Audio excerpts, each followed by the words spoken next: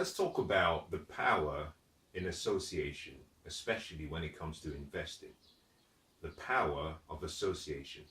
There's something called the law of agreements.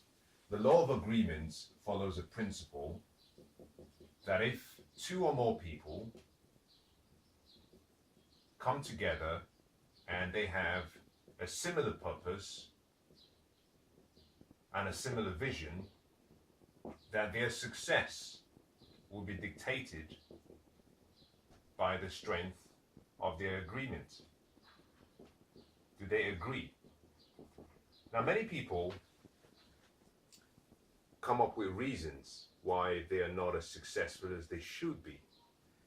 One of the common reasons is, I'm not investing because I don't have enough capital to invest. Now, that is a good excuse, but it's not acceptable. And the reason it's not acceptable is not because you don't have enough. I understand perhaps you don't have enough. The reason it's not acceptable is simply because you violated the law of agreement, the law of two. So here is my recommendation. Let's assume you have a passion and you have an interest in investing. Let's assume you only have £10,000. Now, £10,000 may not generate a lot of income for you from an investment. That is possible. That could be true. What I want to show you is how, by carefully selecting strategic partners, you can start to change your financial future like that. Now, you have £10,000. £10,000 will not get you much in terms of getting you into an investment vehicle, but let me show you how you can turn this around. I'm going to use the investment vehicle of real estate. I'll use that because it's the one that I understand and the one that I'm particularly vested in terms of I have an interest in that, and I invest in real estate. Now, I can talk about other investment options, but I don't think I understand, and I'm sure that's the truth. I don't understand any other investment as well as I understand real estate. I can teach real estate. I understand all the investment options, stocks, bonds, mutual funds, gold, oil, business, but I don't feel as though I'm knowledgeable enough to teach it. I'm still learning a few things about it, but I don't also enjoy them as much as I do real estate or property investing. Now, let's say you are just a single person and you have £10,000. Now, I'm going to use real estate like I said. If you find 5 more people and they come up with an extra £10,000 each, then you have £60,000 in total. Now, I want you to watch this. If you had £10,000 and you decided, I'm going to save, I'm just going to wait and save until I have enough money, until I can get up this £60,000. Now, guess what? In the bank today, the banks are paying 0.05% as interest. This simply means that you make £25 per £1,000. So, if you invested £10,000, you will be making, for every 1,000 you invest, for every 1,000 you invest from your 10,000, you make £25. Therefore, from your £10,000, you make £250 every single year. Now, I want you to watch this. On the other hand, if you decided to collaborate with 5 more people, you have £60,000. This becomes your deposit. Now, let's assume that the bank is willing to loan you 4 times your deposit amount. Typically, the bank might give you $25.75 if you're trying to go for what we call a buy to let. Let's assume it's 4 times your deposit. This would mean that if you have £60,000 in the bank, or perhaps maybe we should keep it. Maybe let's keep it consistent with what the bank will give so that it doesn't seem as though I'm being biased or I'm favoring one option. £60,000 divided by 0.5 will give you 240,000. So simply meaning the bank will be willing to give you allow you to buy a property worth £240. From this £240, £60,000 will be your deposit. the bank will give you £180 as a loan. With that amount, you can buy a property that is worth that amount. I want you to watch this very carefully, because here is how wealth is usually made. The first thing you've done, I'm going to take this away. Hopefully you have an idea about what we've talked about so far. You see, the first thing you've done is you've started by using the power of leverage. And in using the power of leverage, what you've applied is a principle called OPM, meaning other people's money. By this, you're using a portion of what is yours, a portion of what belongs to your investors, and £180,000 belongs to the bank. Now, just look at this very carefully. £10,000 means you can buy a property worth 240, but you only have 10k. Now, this is the power of leverage, but it doesn't end there, because I want to show you how much of a beautiful game this is. You know, investing is really a game. If you know the rules, if you know the language, if you play by the rules, you will succeed. It's really that simple. If you apply good understanding. See, let me say something so you understand. Investing is an intellectual sport. And by an intellectual sport, I mean you cannot get into investing using your emotions. You cannot react emotively. You've always have to think using your intellect, and that requires knowledge, meaning you need financial wisdom. Now, everything I'm sharing with you here, I had to study. I studied a lot. I studied lives of people who were doing what I was aspiring to do, and through study and application, I started to learn the language. The problem is, for many people, we're all playing the game of money. For a long time, I didn't realize that I was an amateur playing against professionals, because I didn't know the rules. If you don't know the rules of the game, you're like an amateur playing against professionals, and guess what? Your loss is inevitable. There's nothing you can do about it. If you want to give yourself a chance of succeeding, learn the rules, learn the language, and play and enjoy yourself. Now, think about this. You've used leverage. That leverage has allowed you to get into the investment vehicle. Now, I want you to see this and show you how powerful it is. £240,000 as an investment. Let's assume that this investment goes ahead. You buy the property or buy the investment. This investment you're going to buy to hold, not to sell. You're buying to hold.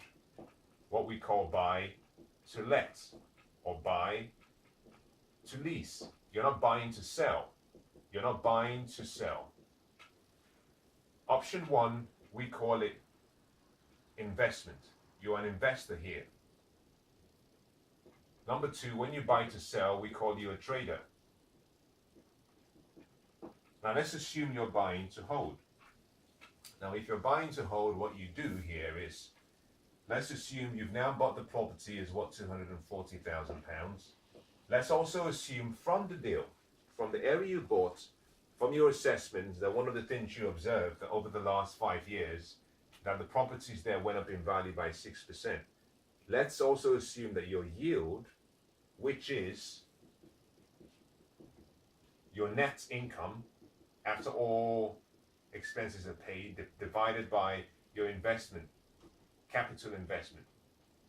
Let's assume it's also 6%. Now this would mean that in the end of year one, you would have, call it 256,000. Appreciation. Now what we're dealing with here now is passive appreciation, not active. Passive appreciation means that you do nothing to the investment, you just simply let it be, but because of the purchasing power of the currency declining and perhaps demand supply in that area, that the property's value increases. What happens in the first year is 6% is the value of the increase. So you have a property now that was initially what, 240, has now become 256. Now let's also assume that it goes up again by 6% in the second year. This becomes 270,000 approximately. second year. Now here is the key and the beauty in real estate investment. The key of real estate investment is the use of two things: leverage and the use of control. But I'm not going to focus on control, I'm going to focus on leverage. And for leverage to work, you're really using debts and you're using taxes. That's what makes real estate beautiful. Now, if your property has gone up in 2 years, you can go back to the bank. The bank will always be willing to give you 75% of the difference between the new valuation and the original loan.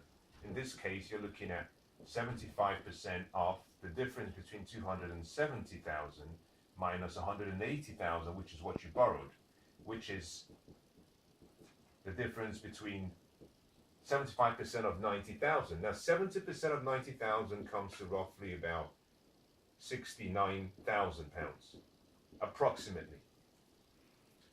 What you do here, you go back to the bank, you pull out the 69,000. As a matter of fact, let's just assume, apologies, I'm just looking at the calculation. I think this is probably 67.5,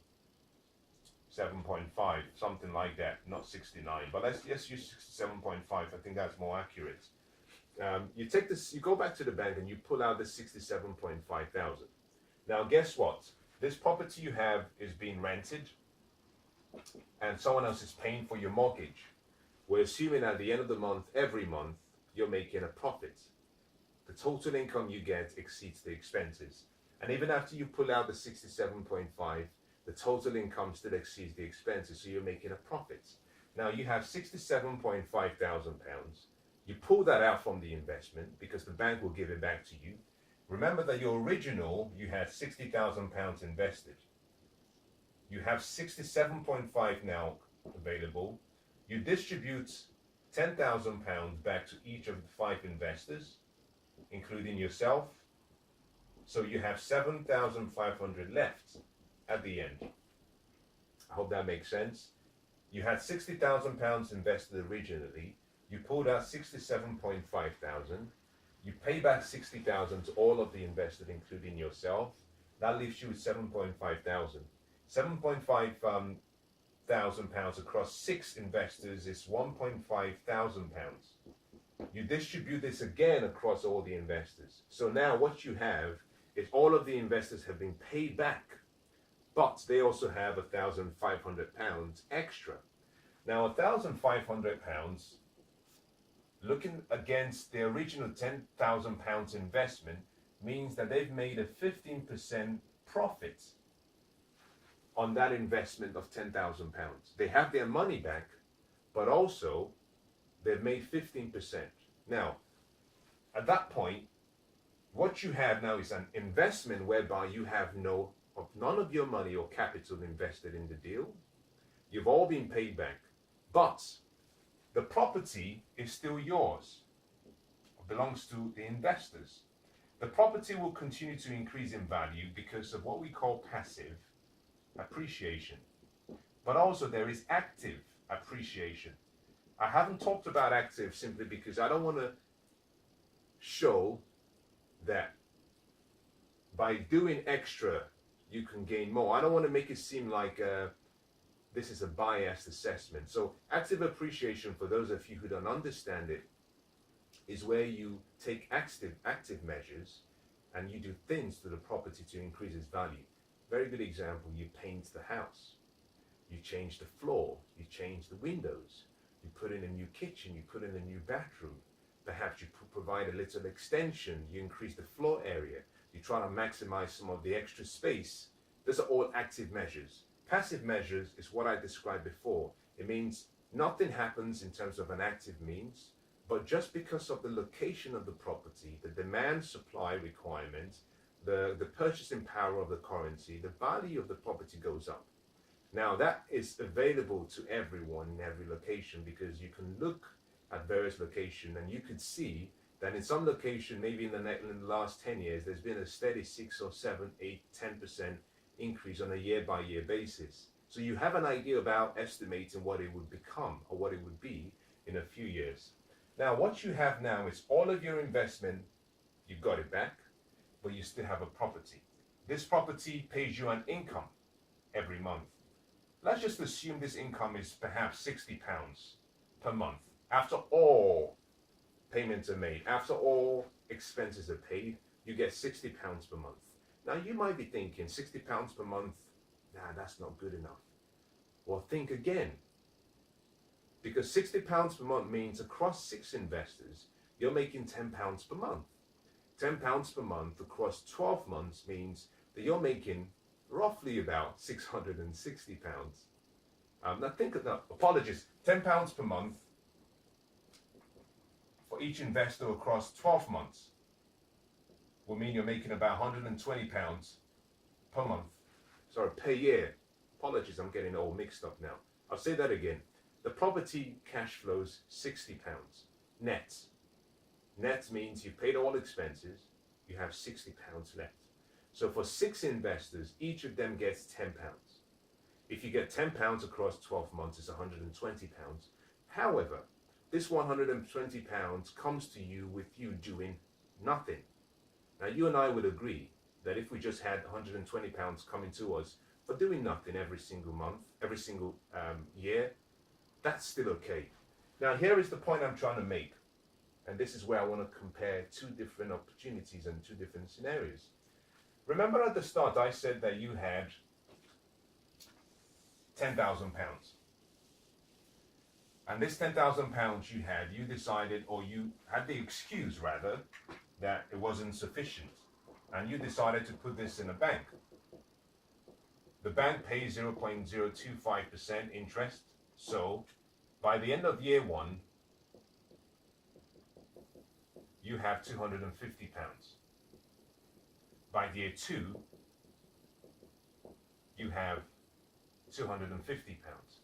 So you have £500 by the end of year 2. Now let's assume that you're in a 20% tax bracket, meaning you pay 20% on what you make here. This would mean you would have £400 after paying taxes from your £10,000. Very simple. On the other hand, you invested with a group of people. At the end of the 2 years, think about this. You have 1,500 because that was the original, that was the money left after the original £60,000 was distributed. Remember, we had £67,000 we pulled out. We paid back £60,000. It left 7,500. We distributed it across 6 people. It became 1,005. So in 2 years, you have 1,500. You have your original capital. Now this capital is yours. Now this is where it gets really beautiful. But this 1,005 is not all you have. Every month you also get £10 per month. £10 per month, and it means every year you're going to get £120. Free money. Now compare this against someone who has only £400. Now what is interesting is £400 compared to 1,500 means that just by being smart and deciding to collaborate with other people, that you're making almost 4 times in your investment than you would have made if you just kept the money waiting for the money to accumulate to something that could be used. But in addition to that, you're making £120 per month free money, which is, even when compared to the interest you're getting, is comparable. It's comparable because this doesn't include tax. Take out 20% from this, then you're down to roughly about, who knows, £200. Here you have 120 tax-free. Now, can you see the difference and the beauty in collaborating with people? Now, here is where it gets even more interesting. It doesn't stop there, because you see, if the investors were smart and were intelligent, this is how wealth is created. They would have said, okay, we have 67.5k we can pull out. What they would normally do is take the £60,000 and invest it again in another property. They would share £7,500, meaning they would have 1,005 each. They still make 15%. But this £60,000, they would go to a bank and say to the bank, okay, Mr. Banker, based on a 25/75 loan to deposit, we want to buy another property worth £240,000. The bank will give you £180,000. You put in £60,000. You do the whole process again.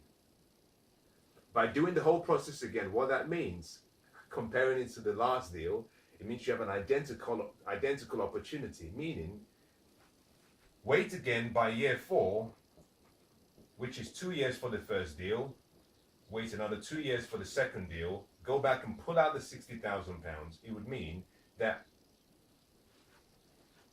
now you're starting to create, by year 4, from the 2 deals, each investor is getting £20 per month or £240 per year. By the end of year 4, they would have received a total of £3,000, which is £1,005 from the first deal after the 2 years, plus £1,005 after the second year. And you now have 2 properties. It's powerful. It's so interesting and powerful. So you see, there's power in agreements. There's power in making a decision to collaborate with other people. You cannot decide intentionally to succeed by yourself. I believe that you're only as successful as those you surround yourself with. And so my recommendation to you is this.